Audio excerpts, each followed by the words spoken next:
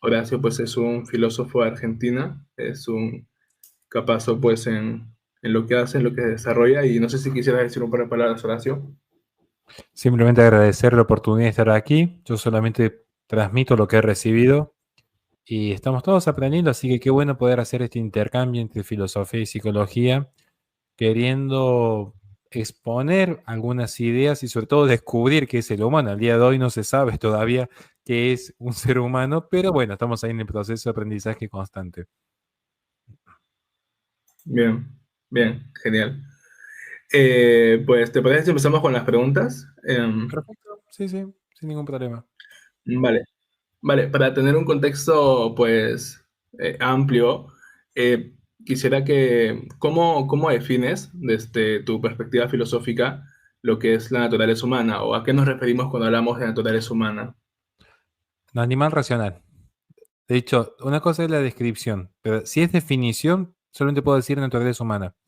Justo ahora que estoy trabajando en mi próximo libro, de hecho, el primer capítulo, lamentablemente tenemos que tomar una gran distancia de muchos pensadores de derecha, antiprogresistas y demás hierbas, porque abordo lo que es el aspecto cultural. Y allí explico que una cosa es describir la cultura como ese conjunto de signos, símbolos, significantes y toda la historia que ya conocemos. Y otra cosa es definir. Por ejemplo, cultura se define como sabiduría humana. ¿Por qué? Porque todo se define por género, próximo, especie y diferencia específica. Por eso hablamos de espécimen. Si yo defino un triángulo es figura geométrica de tres lados, cuya suma interna de ángulos equivale a 90 grados. Si yo defino humano, es animal racional. Esa es la definición. Después podemos empezar a indagar por qué es un animal dentro del género, por qué es racional. Bueno, básicamente el género animal porque dentro de lo que son las categorías tenemos que es un ente animado. ¿Qué es animado? Dotado de alma. Hay 5 tipos de alma en la visión realista. Es, si lo quieren ver en una visión ya menos teísta, pero yo soy tomista, así que voy a decir que son 5. Alma con función vegetativa, alma con función sensitiva, alma con función racional, alma con función angelical y alma divina. Lo que sucede, y ahí voy a responder qué es el alma es el equivalente al espíritu. De hecho, espíritu es una palabra latina y alma es una palabra que tiene su origen en griego. Alma proviene del animus, que es el movimiento del aire. Se denomina alma a todo aquello que está animado y se denomina animado a todo aquello que en esa primera cosmovisión griega tenía como elemento fundante de su movimiento la respiración. Por eso se habla de espíritu, expirare. Cuando una persona muere decimos expiró, exhaló la última respiración. A tal punto que de hecho Tales de Mileto consideraba que el arjé era el aire, o no, era Anaximandro. Ahí me puedo equivocar en cuál era el arjé. Hay uno de los presocráticos que considera que el arjé es el aire. ¿Qué significa esto? Que el fundamento de todo, incluida la vida, es el Ah, aire. Por eso, el alma es básicamente la vida. Un filósofo realista, de hecho, utiliza de manera indistinta el concepto de alma y de vida. Sí, eso tiene vida o eso tiene alma. Es lo mismo. De hecho, las plantas tienen alma, los animales tienen almas, nosotros tenemos alma, porque está vivo. ¿Qué es la vida? Vida es principio de movimiento inmanente y espontáneo. El humano tiene vida porque el humano se mueve por sí mismo de manera inmanente y espontánea. ¿Qué es el movimiento? El paso de la potencia al acto. Y este paso de la potencia al acto se da por una fuerza interna y no por una fuerza externa. Por eso, aunque un imán se mueva, está operando con una fuerza física externa, no interna. No se mueve por sí, no se mueve para sí, sino que es por un otro. ¿Y por qué es racional? Porque el ser humano tiene dos en su naturaleza, natura que implica nacimiento en griego, que es el origen del movimiento, de hecho es su naturaleza. Esa natura, ese nacimiento, ese origen del movimiento, marca en esencia lo que el humano es decir, lo limita en el acto de ser. Yo que podría haber sido con mi acto de ser un pájaro, un perro, lo que sea, bueno, de hecho soy medio caballo, pero lo que termino siendo al final del camino es supuestamente alguien racional. ¿Por qué? Porque mi esencia le ha dado a mi acto de ser sus límites. Y los límites que yo tengo son los que definen mis potencias. ¿Cuáles son las principales potencias racionales? La voluntad y la inteligencia. Y por eso viene la libertad. La libertad es consecuencia de, solo es libre aquel que ejerce la inteligencia y la voluntad. Entonces, ¿qué es la voluntad? Es la facultad de querer que tiene el alma. ¿Qué es la inteligencia? Intus legere es la capacidad de conocer que tiene el alma. Por eso se habla que la voluntad es la potencia activa propia de la acción. Recuerde que todo ente, en la noción aristotélica, todo ente tiene sustancia y accidentes. Y dentro de los accidentes está cantidad, cualidad, relación, ubicuidad, acción, pasión, lugar, posición. Ahora, la acción proviene de la voluntad, principalmente.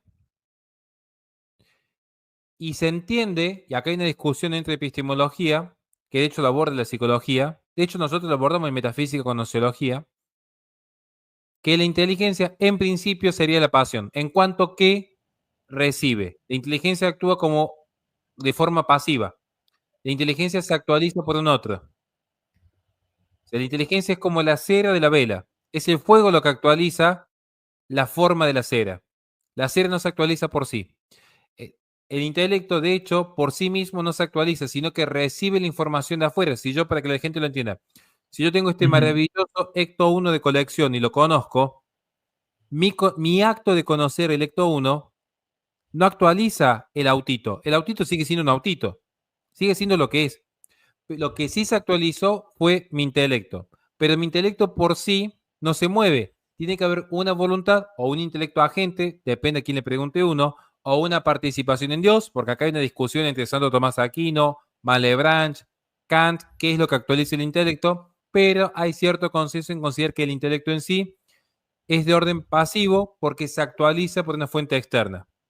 No es que el intelecto actualiza a otro, sino que recibe la actualización por un otro. Entonces nosotros conocemos la realidad, pero la realidad no se muta por el conocimiento, se muta por nuestra voluntad, que es en la actividad. No sé si me di a entender o no, traté de resumir en 10 minutos lo que se estudia sí. en 2 años de antropología, básicamente. Sí, sí, sí, creo que, bueno, algunos de los puntos principales se han podido entender. Igual y si no, después pueden retroceder el video porque sí fue mucha información. Eh, bueno, respecto a la naturaleza humana, eh, hoy en día es justamente lo que mencionaste, ¿no? Haciendo una diferencia con estas ideas o progresistas o posmodernas. Eh, Estas, sin mencionar nombres quizás, pero hay una postura, ¿no? Que podría entender al hombre como al ser humano como una construcción cultural que varía con el tiempo y con el lugar, de esta manera diciendo que no existe una naturaleza humana. Depende, sí, a ver. Es medio compleja la pregunta. Yo acá donde rompo con muchas estructuras. Vale. Porque, ¿qué sucede? Que si alguien dice que todo es una construcción social, tenemos un problema, pero si alguien niega que somos parte de una construcción social, también tenemos un problema. O sea, tenemos un problema por donde se mira aquí. Y es muy complejo. ¿Por qué? Acá yo voy a tratar de... Para mí explicar explicarlo desde el tomismo sería muy fácil para mí, pero sé que, que puede haber gente que no cree en Dios y quiere dar una respuesta centrada más en una teología natural y no en una revelación. Porque si fuese por revelación, yo digo, este es el fruto del pecado original donde Adán y Eva no es que quisieran ser omnipresentes, omniscientes y omnipotentes, porque una criatura nunca tiene tal aspiración, no se puede amar lo que no se conoce, sino que quisieron ellos mismos, estos padres primigenios, ser autores, artífices, ars facere, de lo que es el bien y el mal, que es un poco la idea que retoma Rousseau, que en realidad las categorías de bien y de mal son categorías sociales cuando el hombre entra a la sociedad. Lo que es bueno, verdadero y bello es algo que el hombre crea desde sí mismo. Después tenemos distintas corrientes, el naturalismo, el iluminismo, el positivismo. Son todas corrientes que en última instancia reposan en el propio hombre dándose a sí mismo su noción de lo bueno, lo verdadero y lo bello, incluido Kant, sobre todo Kant, que es lo que más se hereda en Occidente. Incluso más que Hegel, les diría, ¿eh? Incluso más que Hegel. Es más, yo a la suerte que entro en una facultad de psicología y le hago 2 o 3 preguntas en 2 o 3 materias cruciales y aparece el pensamiento kantiano, sobre todo con la noción de autodeterminación como fundamento del yo. Y es más, toman de idealismo alemán la noción del no yo de Fichte para desarrollar luego las nociones de Lacan. En cuanto que el yo es producto de un reflejo del no yo. Entonces viene el estadio de los espejos y el reconocimiento en un otro es lo que me permite reconocerme a mí. O sea, esto es, pero miren, no he estudiado psicología, pero les puedo saber que entro en la facultad y sin miedo a equivocarme que es más o menos el hilo conductor que tienen todas las carreras. Porque es Occidente, o sea, es Occidente. Bien. Entonces, esto es lo que sucede, que el hombre se quiere dar a sí mismo lo bueno, lo verdadero y lo bello. Y esto es una ruptura con la esencia. Porque nosotros los realistas diríamos que en realidad el ser humano está limitado. De hecho, la esencia, metafísicamente hablando, la esencia es aquello que limita el acto de ser conforme a sus potencias. Entonces, si yo niego la naturaleza en este punto es sinónimo, la naturaleza es sinónimo de esencia. ¿Y qué es la esencia en última instancia? Más allá del limitante en el acto de ser, el deber ser. Entonces yo por esencia sé que un niño debería poder ver. Y si tengo un niño ciego, o le pongo anteojos, o le curo la vista, o le pongo eh, una operación láser para que parezca cíclope de X-Men, algo hago. Porque sé que el niño debería poder ver. Pero si un niño nace sin alas, no le voy a hacer como los mutantes, que le voy a atar ahí un par de alas como Ícaro para que vuele. Porque no le corresponde por esencia. La esencia me da el deber ser. Porque allí donde hay ser, hay bien. Donde está el ser en plenitud, está el bien en plenitud, igual que la verdad y la belleza. ¿Bien? Entonces, ¿qué pasa? Pero que sucede que tampoco todo es tampoco se hace toda una reducción al naturalismo. ¿Por qué? Porque el ser humano, de hecho, es parte de su naturaleza ser un animal político. El ser humano, en tanto que humano, es animal político. No puede desarrollar sus virtudes sin un otro. Diría Aristóteles, solamente hay dos criaturas que no necesitan del prójimo. O los dioses o las bestias. Qué curioso que el hombre queriendo ser como los dioses se redujo a un estado bestial, donde prima la pasión antes que la razón. Pero donde hay razón hay un contacto con el otro, porque cada virtud es una virtud social. Entonces, no es que la naturaleza humana sea una construcción social, sino que hay una naturaleza humana que es universal en tanto que naturaleza, si no, no sería naturaleza. Todo lo que es naturaleza en filosofía es lo universal, como la esencia. Pero es parte de esta esencia la construcción cultural. Donde no hay cultura, no hay humanidad. Donde hay humanidad, hay cultura. Necesariamente. Entonces, ahí es ahí donde muchas veces se confunden estos términos. Porque dicen, entonces, ¿qué es lo que es el humano? ¿Una construcción social? No. El humano es lo que es. Un ser dotado de lenguaje. No quiere decir que desde el lenguaje se crea la realidad. Pero que es una realidad del hombre, la necesidad del lenguaje. De hecho, sin lenguaje no hay pensamiento. Y sin pensamiento no hay humanidad. Lo más propio del humano es el pensamiento. Lo más propio del humano. Porque el resto de las pasiones las puede compartir con las bestias más elevadas, incluso el conocimiento sensible. Pero el ejercicio de la inteligencia requiere de la palabra. Y la palabra es algo privativo de la gente racional. No sé si me doy a entender aquí en este punto, pero en principio la respuesta es sí, existe una naturaleza humana. Para que les quede así, momento TikTok que ven los 20 segundos, sí, existe naturaleza Ok. humana, es esencial, Ujú, es lo que limita la forma propia del hombre. Y ahí es donde aparece luego el desarrollo cultural. ujú, ujú. Sí, justamente anclando con lo que dijiste, bueno, actualmente pues existe como que una visión posmoderna de que el ser humano es una tabula rasa, moldeada por el lenguaje y Sí. por la cultura y eso. Pues iré un poco con lo que estás mencionando, ¿no? O sea, la otra cara, por así decirlo. Este video está auspiciado por nadie. Así que suscríbete, dale like y comparte. Realmente apoyas muchísimo haciendo eso. Dicho esto, puedes seguir con el video. ¿Qué pasa con el lenguaje? Y acá entra en un tema que es bastante complejo, ¿no? Ujú. ¿Qué pasa con el lenguaje? Lo que sucede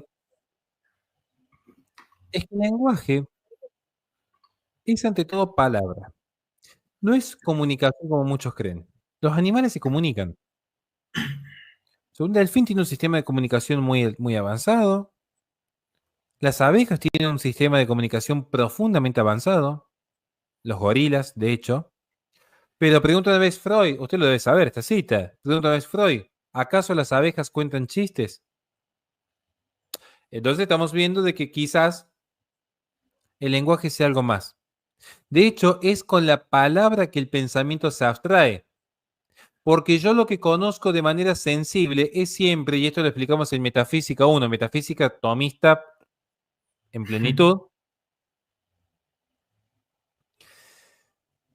lo que explicamos en Metafísica, lo que, lo que explicamos en Metafísica 1 es que el objeto propio del entendimiento es el ente, pero el ente particular. O sea, lo primero que conoce un niño es lo que está tocando. O sea, toca el horno y se quema la manito, el niño va gateando y toca la mesa de vidrio hasta que viene la mamá y le dice, no, no tenés que tocar la mesita de vidrio, que te vas a lastimar.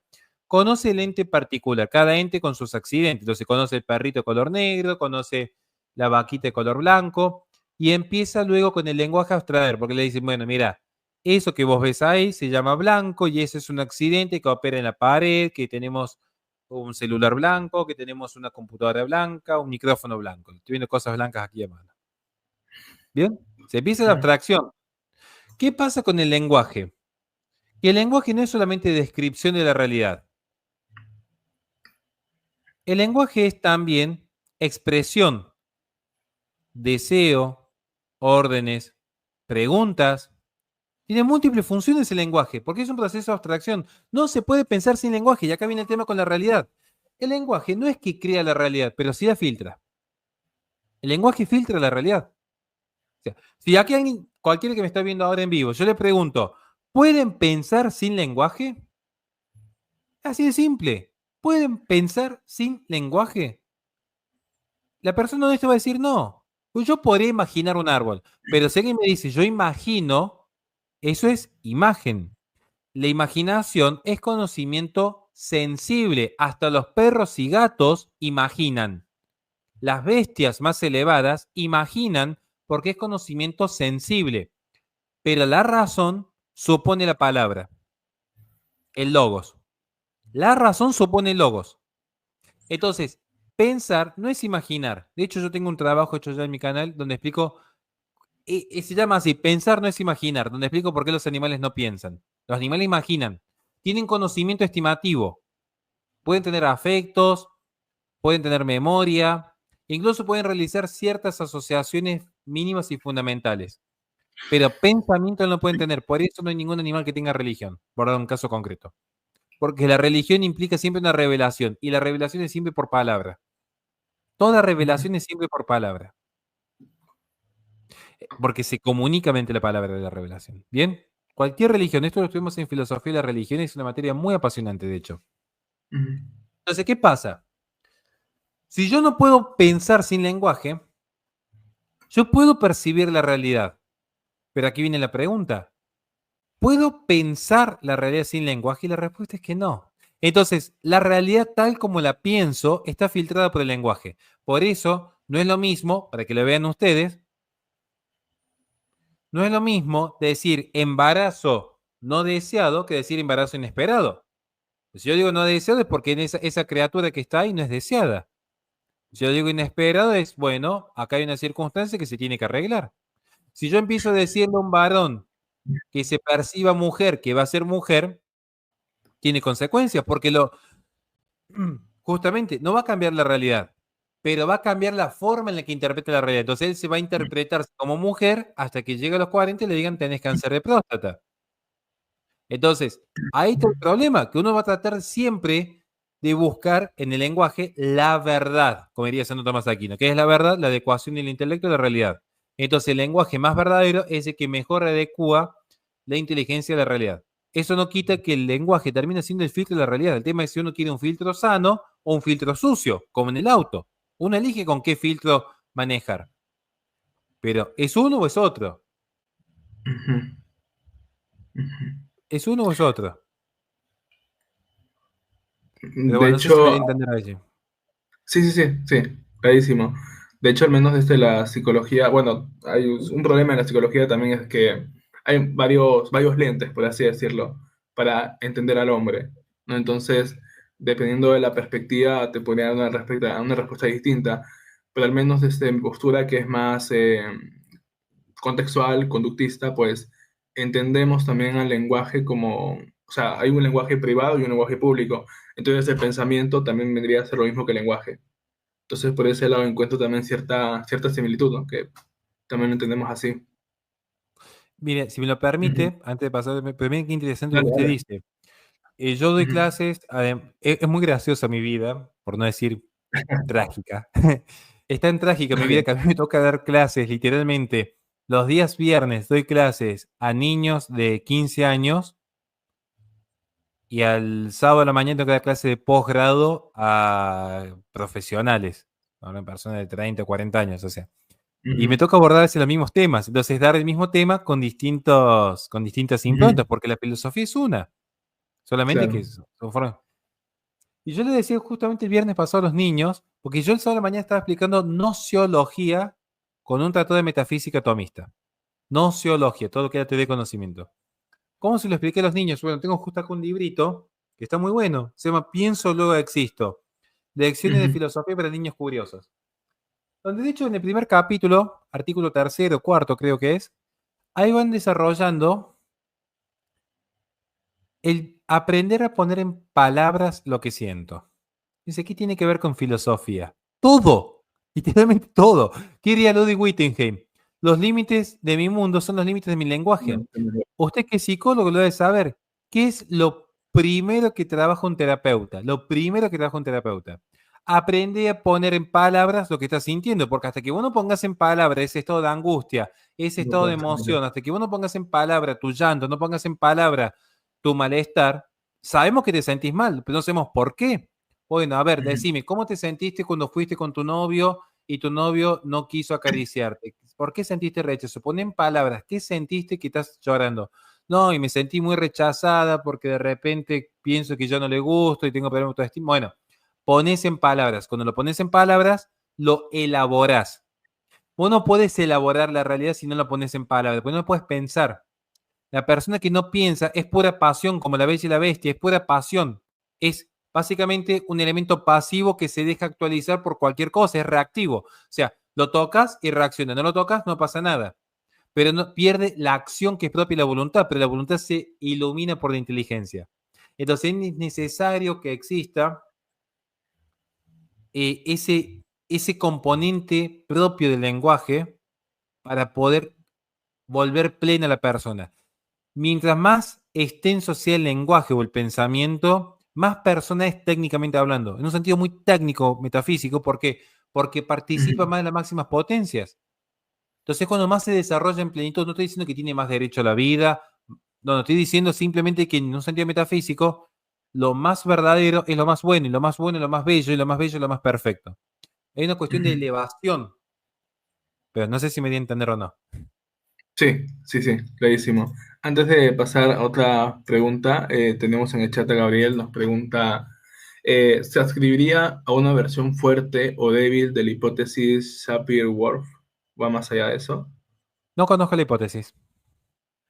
Ujú. Ok, tampoco. Me Sí, sí, acerqué. ni idea cuál es. Así de simple. Ok, ok, perfecto. Eh, bueno, pasando a otra idea, ¿por qué hoy en día, bueno, la respuesta es simple, pero igual quisiera que se explaye también, ¿por qué hoy en día hablar de naturaleza humana incomoda a tantos, a los círculos académicos e ideológicos?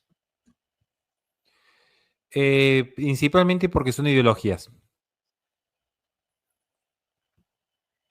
He leído los logos que toma de estudio Tracy, que es el primer gran pensador que va a hablar técnicamente de ideología. De hecho, el término surge con él, de Stutt-Detreys, un pensador francés positivista, va a querer hablar de una ciencia de las ideas. Pero en esta ciencia de las ideas, corroborando cuál idea es verdadera y cuál no, lo que subyace siempre es esta gran revolución antropológica donde el propio hombre define para sí la naturaleza. Esto es el deber ser, esto es la esencia, esto es los límites. En filosofía hay solamente dos corrientes fundamentales. El resto son un derivado.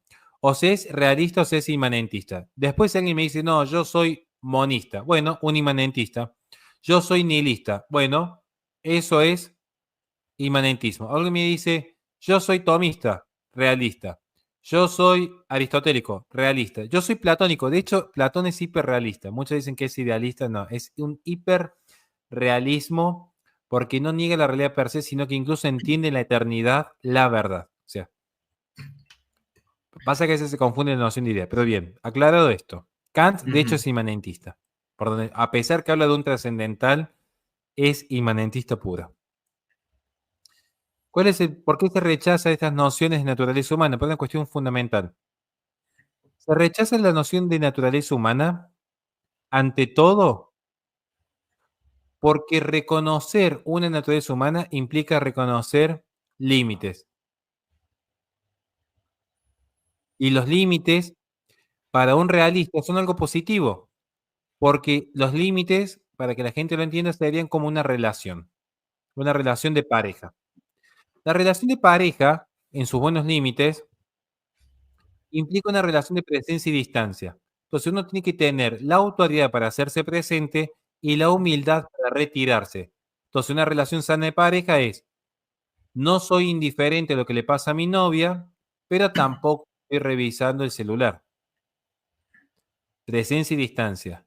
La relación implica un círculo de inclusión y de exclusión. Toda relación, esto lo explica Santo Tomás de Aquino, de hecho. Toda relación, como todo vínculo, implica inclusión, lo que está dentro y lo que está afuera. Si yo pienso que existe el orden natural, ¿qué es el orden? El orden es la ubicación de las cosas conforme su causa-fin. Algo está ordenado cuando las cosas operan cuando las cosas operan conforme a su finalidad. Allí están ordenadas. Entonces, si yo tengo una biblioteca y le pongo una silla Ujú. arriba, no es un orden, porque Mm. no está ordenado, o sea, no está ubicada la cosa conforme su causa-fin. ¿Bien? Hasta aquí vamos. ¿Qué pasa? Que esto es propio del realismo. Si yo no quiero reconocer los órdenes naturales, voy a saltar al inmanentismo.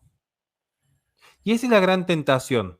¿Por qué respetar algo que podría ser modificable por la voluntad humana? ¿Por qué yo debería ordenarme a una supuesta naturaleza cuando yo tengo intelecto y si la naturaleza me dio mi propio intelecto es porque quiere que haga uso y goce de este intelecto? Si la propia naturaleza me está dando a mí la inteligencia y la voluntad para forjar mi destino, ¿por qué yo debería ayornarme a esa misma naturaleza que me dio esta inteligencia y voluntad? Yo podría apartarme y ser artífice de mi propio destino. ¿Bien? Entonces, ahí es donde viene la gran tentación, este non-servian antropológico, que es básicamente el hombre definiendo para sí los cánones de moralidad, los cánones de belleza, los cánones de estética, los cánones de veracidad. Entonces aparecen interpretaciones. Solo es verdad lo que la materia me diga que es verdad. Aparece el materialismo de Demócrito. Solo es, y que de hecho va a venir de Demócrito Epicuro y de Epicuro Marx, el materialismo. Solo es verdad la lucha de clases y nada más. Toda la historia se reduce a una lucha por los medios de producción. Solo es verdad la pulsión sexual, diría Freud. Bueno, pulsión de vida y pulsión de muerte, pero básicamente todo se reduce a una cuestión en última instancia. Era medio rara Freud igual, ¿no? Todo Sí. es relativo, diría Michel Foucault, por ejemplo. Si Michel Foucault ni siquiera considera que es criterio de verdad, se considera que es estructura de poder. Todo es poder. Incluso cuando el hombre está manteniendo relaciones con una dama, el hombre está por arriba, está ejerciendo poder. Eso lo dice Michel Foucault, de hecho, en Genealogía del Poder. Es una cosa media rara, de verdad, muy raro, pero bueno, no se aburre nadie en filosofía. Eso créanme que no se aburre nadie. Digo, Esta es la gran tentación, que cada uno va definiendo para sí su propio criterio. Ujú, Incluso cuando se dice que todo es relativo, es un criterio. Ahí está ujú, donde yo veo que es el gran problema de las ideologías. Niegan la esencia porque la esencia son límites. Por eso van a ver que siempre surge la liberación, porque si los límites no son naturales, ¿cómo son? Artificiales. Y si son artificiales, ¿qué significa? Que si el límite es artificial, consecuencia lógica, ¿cómo era el hombre en el estado de naturaleza? Absolutamente libre. Porque si el límite es artificial y no natural, quiere decir que el hombre en naturaleza no tenía límites. El límite aparece cuando el hombre sale de la naturaleza y entra a la sociedad. Por lo tanto, ¿cuál es la naturaleza del hombre? Ya no limitada, como lo diría un realista, sino que la naturaleza del hombre es libre.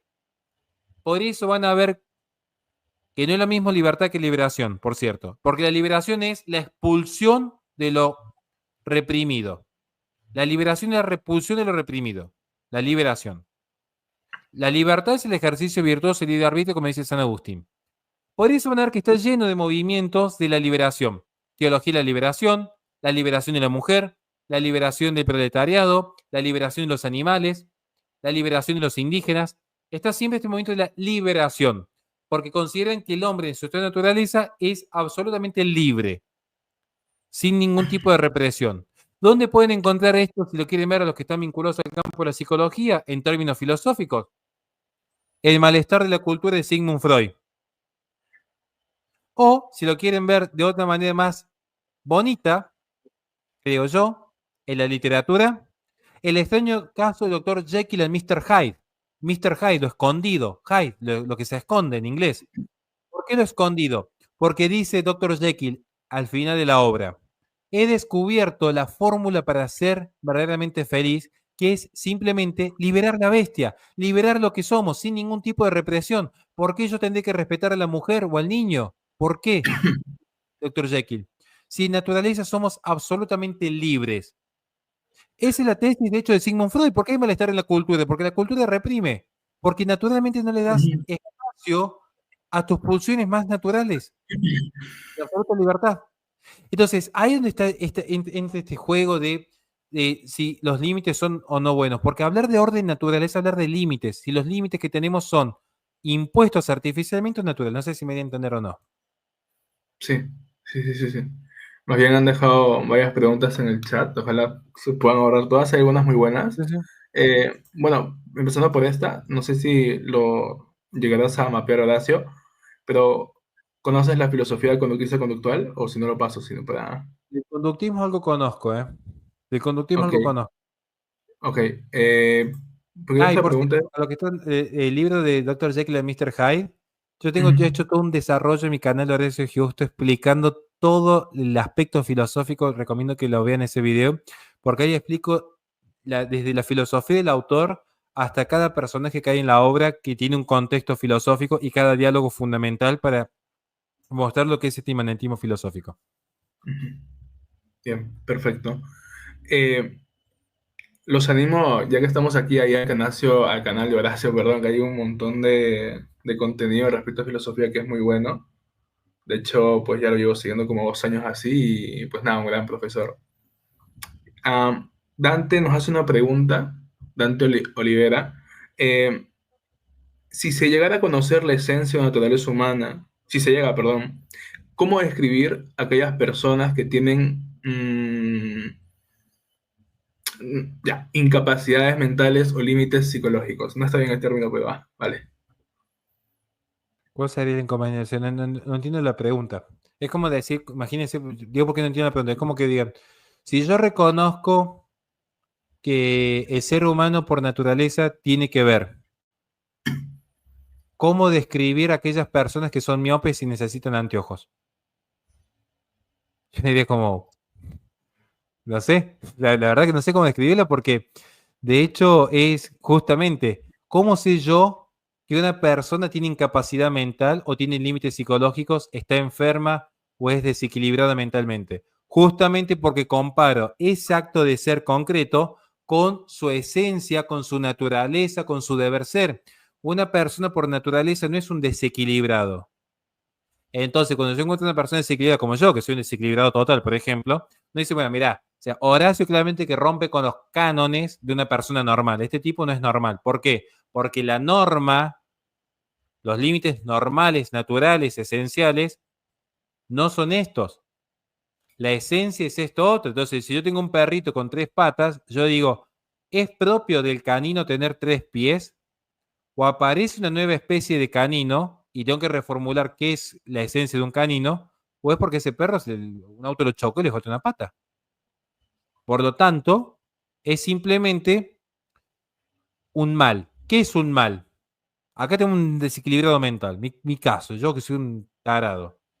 ¿Qué es un mal? Privación del bien debido. Entonces, yo para saber qué es malo, lo que tengo que saber primero es qué es el bien, porque el bien no necesita del mal para existir. El bien puede existir por sí mismo, porque tiene carga ontológica. El mal para existir necesita del bien. El mal para existir necesita operar en el bien, porque el mal priva, privación del bien debido. El mal para ser necesita del bien, pero el bien no necesita el mal. Entonces, una persona con incapacidad mental no obsta la esencia humana, al contrario, muestra lo que es la esencia humana. Hay una esencia humana y en ese caso concreto de ese humano se le ha privado parte de su naturaleza.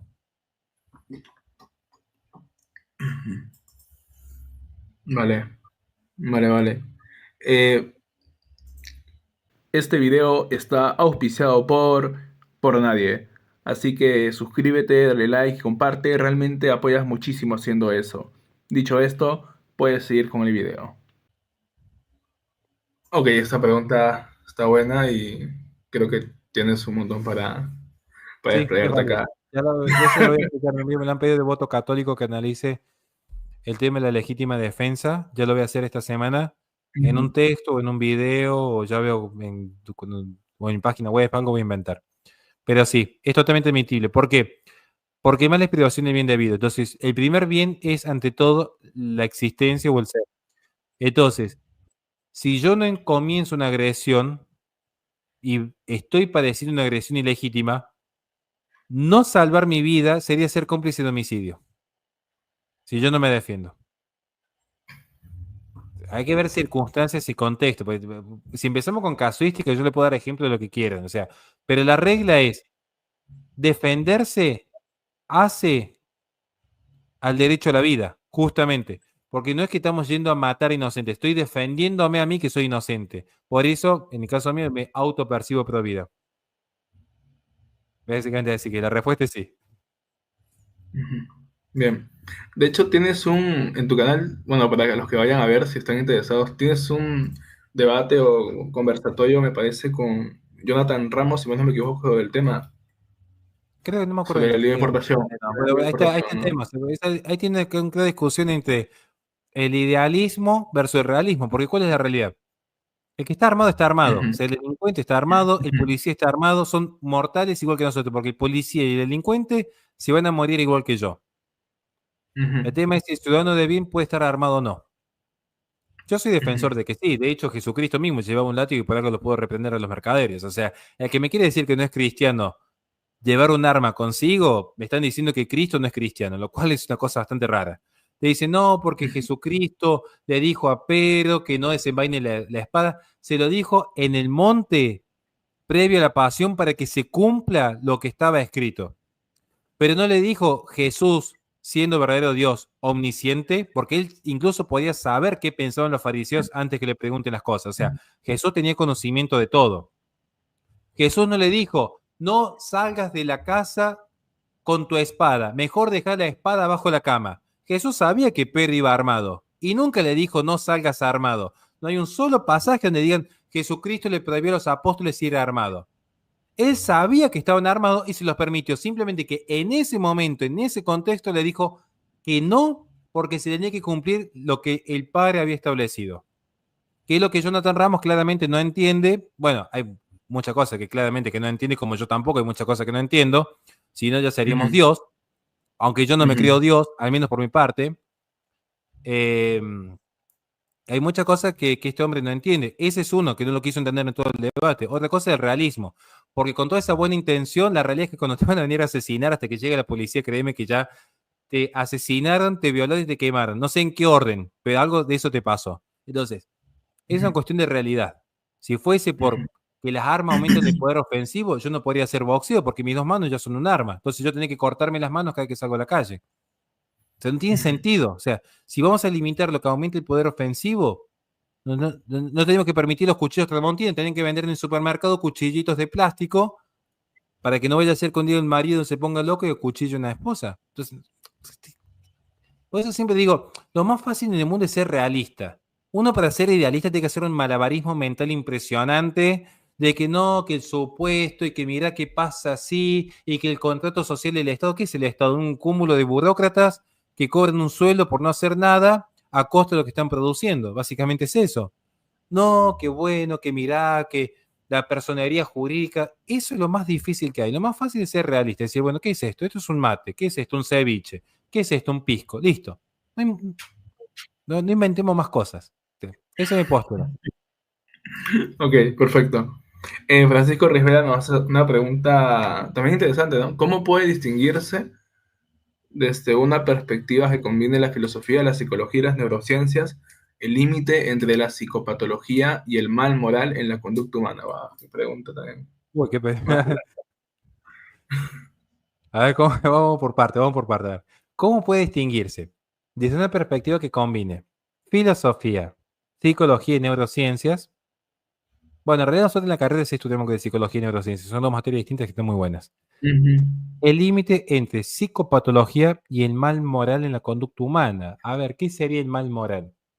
El mal moral, si yo considero que el mal metafísico es ausencia del ser, o más técnicamente privación, y el mal moral sería aquello que se aparta de la recta conducta. ¿Y qué pasa con la psicopatología? Yo te respondo de manera muy simple, vamos de vuelta a la esencia humana. Cuando una persona mata a otra, así de simple, mata a otra, hablando del tema de las armas. Le mandamos un saludo a YouTube que nos va a castigar hasta pasado mañana. Cuando una persona mata a otra, ¿por qué la mata? Pues si la mata porque tiene un trastorno esquizofrénico, porque tiene una patología cerebral que le impide conducir sus acciones, allí estamos ante un mal físico. Y como es un mal físico, invencible por la voluntad y la inteligencia humana, no es imputable. Simplemente es un mal físico. Es como que va mi querido amigo Ítalo. Estamos paseando ahí por Lima, estamos en el malecón. Y porque yo soy grandote y un día estaba aburrido, estaba así aburrido, simplemente estaba aburrido. Lo empujé por el costado, vieron que el malecón es hermoso, ¿no? Entonces lo empujé ahí por el costado. Pobre amigo rodó, rodó, rodó y cayó arriba de una pobre señora que iba paseando, viste que el malecón está como dividido, tiene la parte alta y baja. Cayó arriba de una pobre Ujú. señora. ¿Podríamos decir que Ítalo es responsable de la muerte de la señora? No, es un mal físico. ¿Por qué?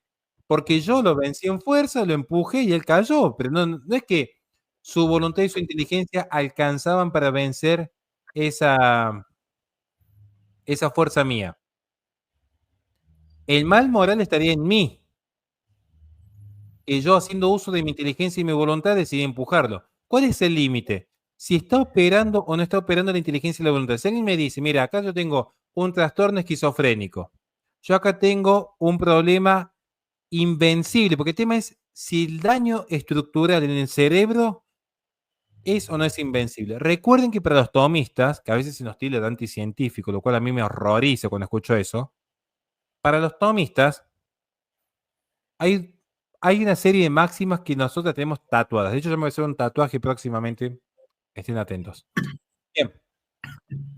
Una máxima, además que lograr sigue el ser, es que el orden sobrenatural presupone el orden natural. Por eso un sacerdote no podría confesar a una persona desequilibrada psiquiátricamente porque hay un obstáculo natural para el ejercicio del pecado. Es como que una persona en estado de sonambulismo patea a otra en la cama.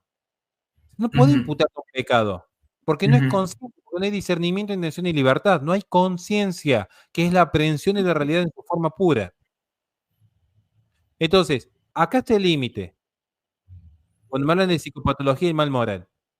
Si ahora esa psicopatología, si es vencible, porque es una persona que libre y voluntariamente entró en las adicciones, entró en los vicios, entró en una serie de conductas que lo han volcado a ser como es, bueno, ahí sí ya es responsable, porque ahí sí está usando su inteligencia y su voluntad. Si la persona que va y que cela a la novia y va y le pega una trompada porque en una escena de celos, no estamos hablando de que era invencible y no podía evitar esa reacción pasional. En todo caso, está mal educado pasionalmente, pero sigue siendo responsable, porque podría haber conducido su vida de otra manera, pero no lo hizo. Y no lo hizo por voluntad propia, no le fue impuesto. Entonces, ahí es donde yo marco los límites y que se puede compatibilizar estas tres disciplinas. Genial, genial. Bien, por ahí hay creo que un par de preguntas más, pero si hacemos una más nos extendemos demasiado. No hay problema. Así que eh, ya, a ver, voy con una más entonces. Antes de saludar a Vania, que también se ha pasado por acá. Contexto, si Horacio habla del malecón, bueno, la mayoría que está viendo entiendo que es de Perú. Horacio y Vania Tais estuvieron hace poco dando una pequeña gira acá en Perú respecto a la batalla, más allá de la batalla cultural, una batalla espiritual, que ahora también es un tema muy, muy interesante. Así que, pues eso. De hecho, el paseo en el malecón lo conozco por ahí, porque precisamente le estuvimos metiendo un par de caminatas al malecón y es hermoso, de verdad. Creo que de los mejores recuerdos que tengo en mi vida es ese paseo, de hecho, porque es mm, maravillosa la vista que hay ahí. mm. Antes de ir con esta pregunta, esa es una pregunta muy cliché para todos los que visitan Perú. ¿Qué tal te pareció el ceviche? Es lo mejor del mundo. Ok, muy bien. Perfecto. Daniel Pérez nos pregunta, ¿estás de acuerdo con resignificar los conceptos? Porque, no. O sea, pasa, a ver, quiero explicarlo, quiero explicarlo bien. Quiero explicarlo bien. ¿En qué sentido? Porque todo concepto es un significado. Todo concepto es un significado. O sea, si a mí me dicen que es una mujer, tiene un significado. O sea, el concepto tiene un significado. O sea, el concepto es una abstracción.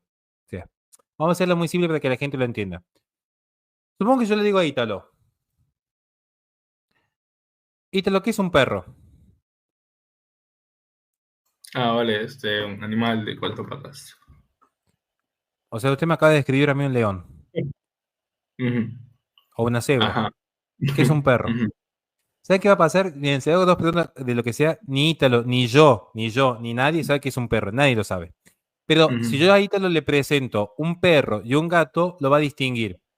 Así ujú. sea un caniche toy o un dogo de burdeo. Yo odio los caniche toy. Perro que le metí una patada y los tiraría por el balcón. De hecho, son insoportables cuando me dicen con los heridos. ¿Por qué? Tenga- Porque Ítalo tiene internalizado el concepto de perro. Aunque no lo sepa definir, él sabe que más allá de que haya un perro grandote, un perro chiquito, un perro negro, un perro peludo, un perro blanco, un perro lampiño, es un perro. Hay una esencia. Bien, ese es el concepto. Él capta el concepto, internaliza el concepto. Por eso puede distinguirlo más allá de los accidentes de otro ser. De hecho, todo ente tiene el aspecto del Aliki, pero no lo voy a explicar ahora porque otra tamaña y se duermen todos. Ahora, y luego yo quiero a ese concepto darle un significado, se lo doy. Entonces, ahí es donde viene, por ejemplo, la operación que hace la lingüística. Bueno, ¿qué va a hacer, por ejemplo, una mujer? Hembra adulta del género humano, de la especie humana. ¿Bien? Pero todo significado siempre está limitado, porque toda significación que ustedes me pueden dar a mí, esto lo explica el filósofo Hart. Todo significado tiene siempre una zona gris y una zona de ambigüedad. Si yo pongo un cartel en mi garage que dice prohibido estacionar vehículos, ¿quiere decir que puedo estacionar un camión? Y no, es un vehículo el camión. Y una nave espacial y una motocicleta, eso no es un vehículo. ¿Qué pasa con la patineta? ¿Qué pasa con la bicicleta? ¿Qué pasa con los rollers, con los patines? ¿Son o no son vehículos? Entonces, ahí empezamos a ver que siempre toda palabra, todo significado tiene una zona gris. Siempre. Resignificar depende de quién lo diga. Si es darle un significado más preciso, ordenado a la realidad, yo diría sí. Lo que pasa es que hoy la resignificación es una noción que nosotros heredamos de Derrida, que es básicamente el gran filósofo detrás de la tesis de la deconstrucción. ¿Qué es la deconstrucción? Apartarse de los principios aristotélicos fundamentales de la lógica y entender que toda la realidad se reduce a una composición del lenguaje. Por lo tanto, desde el lenguaje resignificado, lo que hacemos es reconstruir la realidad, resignificando los conceptos. Entonces, es donde yo diría no. Como diría Box Bunny, no. Pero no a esa resignificación de la izquierda, lo cual no quiere decir que los conceptos ya no tengan un significado y que se puedan perfeccionar en esa búsqueda de tomar distancia de lo que es propiamente la... o sea, tomar distancia de lo que es propiamente la izquierda, para decirlo en términos simples. ¿Bien? Ujú. ¿Por qué digo esto? Porque en realidad todo concepto tiene su significado. Todos. A ver, si yo digo, ¿qué es vida? Principio de movimiento inmanente y espontáneo. A ver, le voy a dar un caso de resignificación. ¿Qué es persona? Persona se dijo históricamente que era sustancia individual y naturaleza racional. ¿Cuándo vino la gran resignificación de persona con Santo Tomás de Aquino? ¿Qué dijo? No, no somos sustancia. Porque si somos sustancia no podemos creer en el cielo. Nosotros somos católicos, creemos en el cielo. Entonces no es sustancia. Porque en la sustancia, cuando se agota la forma, se agota la materia y viceversa. Se agota la materia, se agota la forma. Ujú. Somos subsistentes, porque hay algo que subsiste más allá de la muerte. Cuando se agota la materia en la muerte, no se agota la forma. Por eso, persona es subsistente y no sustancia. Lo explica Santo Tomás Aquino. Entonces, depende de qué hablemos cuando hablemos de resignificación. Ahí es lo que quería decir. Vale, vale.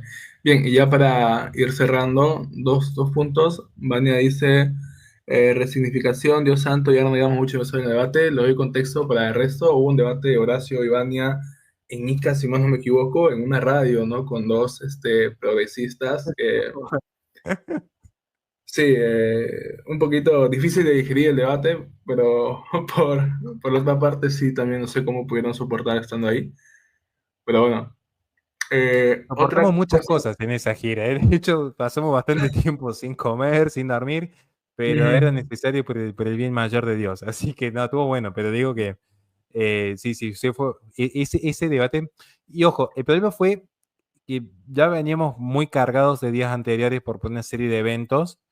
ujú, Incluso a nivel personal ya era como muy cargado la situación en la que ambos llegábamos al debate.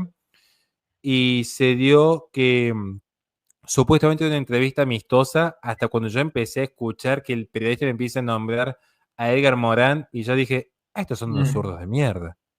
Si ya me estaba sacando a Edgar Morán de entrada de la entrevista, y yo lo miré, yo estaba todo el tiempo mirándolo al coordinador, y digo, ¿a dónde nos trajiste, maestro? O sea, me hiciste perder la siesta.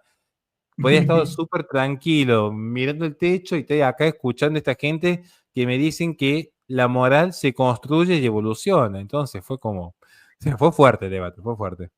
Ujú. Sí, sí. Ay, también quería remarcar, pero el tiempo nos apremia. Ya para terminar, porque Sí, sí. Gabriel me pidió por favor que responda esta pregunta. Acá nos dejó eso de que versión fuerte o débil, acá nos dice que fuerte habla de un determinismo lingüístico, o sea, el lenguaje determina completamente el pensamiento, y débil un relativismo lingüístico. El lenguaje influye en cómo pensamos, pero no lo limita por completo.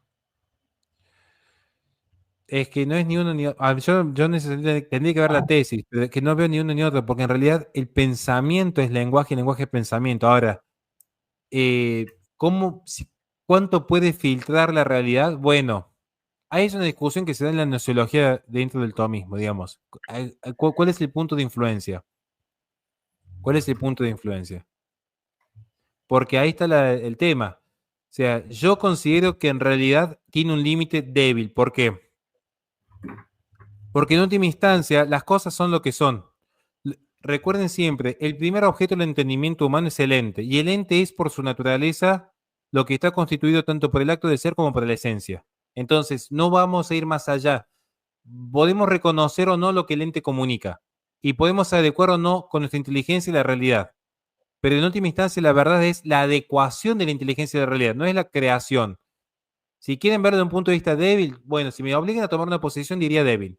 Si tengo que tomar una posición, pero es que manejamos distintas categorías, cómo entendemos lenguaje y pensamiento a veces con algunos, y está bien que así sea, porque de eso se trata las humanidades, ¿no? De esto se tratan las humanidades, ¿no? De poder discutirlo. Ujú. Bien, bien, genial. Bueno, espero que para los que están acá todavía les haya gustado la entrevista. Hay muchas cosas bueno, muchas preguntas que no se pudieron ver porque se descontroló un poco la cosa, el tiempo premia y pues nada, tampoco te quiero quitar tiempo, Horacio. Eh, Hay algo también muy curioso que normalmente haces en vivo si dices tipo, esta vez voy a hacer media hora y terminas hablando como una hora y media.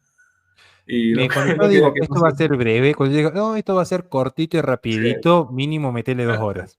Aplica todo en la vida, básicamente. Cuando yo digo, no, esto es cortito, esto es cortito y rápido, no. O sea, no pasa. Mm, Y perdón, es así. Y de verdad que yo me intento mentalizar. No. Esta va a ser una conferencia cortita, no, esto va a ser una reunión cortita, no, esto va a ser cortito. Y no pasa, lamentablemente no pasa. Así que pido perdón, pero de verdad me esfuerzo, pero cuando soy apasionado y se nota.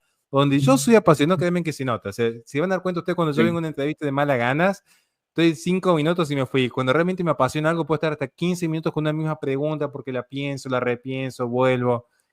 Es así, lamentablemente. Ujú. Sí, y también que ya quizás no ahora, pero más adelante hablar sobre pues ética acá, pero ya quizás Sí, más adelante ir de una, coordinando cuando los quieran. espacios de tiempo. Perfecto. Bueno, ahora sí ya, pero no le tenemos el tiempo. Gracias, Horacio, por tu tiempo, por el espacio. No sé si quieres hacer unas palabras para cerrar y Espero que nos veamos pronto en Perú, que me estén esperando con ceviche y con Inca Cola, que me he vuelto profundamente adicto a eso, de verdad. Tuvimos un pequeño incidente un día con el picante del ceviche, pero cosas que pasan en el barrio fino.